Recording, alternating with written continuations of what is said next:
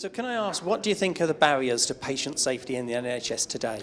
I think the first thing I'd like to say, and I will answer the question on barriers actually, is that the bulk of care that happens in the NHS is of really high quality, and what I don't want to do is scare people and make them think that everybody's coming to harm.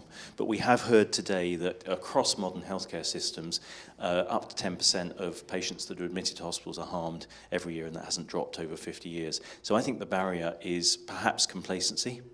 Perhaps that we're not using a common language. So in every general practice, in every general dental practice, in every hospital, will we get to the stage when we all understand the importance of patient safety? And I think the other barrier is that we do still often exist in a blame culture, or in a culture that reacts to events rather than considering how we can do things better and how we can address risk rather than addressing harm when it's happened.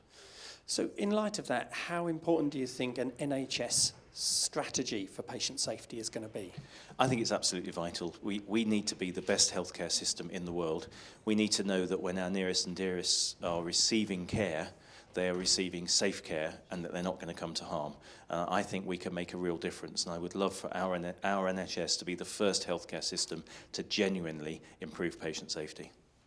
Thank you. So how important do you think education and training efforts are to improving patient safety?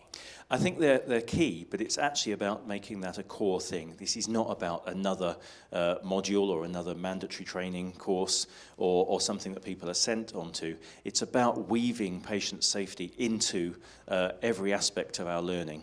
So if a midwife is learning about forceps deliveries, then she's learning about the patient safety aspect of that at the same time. So it becomes as important as other things such as communication skills, that we see this in everything we do.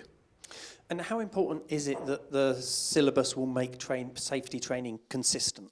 I think that's really important, because it doesn't matter which healthcare professional, which member of staff, in which unit or practice or whatever, if we're all using the same language, we all know how to identify risk, to escalate that risk and to address it, then there will be consistency. What we heard in one of the groups today from a doctor in training is that every time they rotate to a different hospital, there's a different language used for it, or a different reporting system. I think by one common syllabus, we might all start to be able to use the same words to mean the same thing, and then we can really start to effect change. And can I ask, what else do you think we need to know about patient safety? I think we actually need to know what the patients think about it. I think too often it's healthcare professionals determining what matters. We need to, in the same way as my consultations as a GP need to be about what matters to the patient rather than what's the matter with the patient. I think we've really got to understand what this means to the public, to those we seek to serve. Thank you.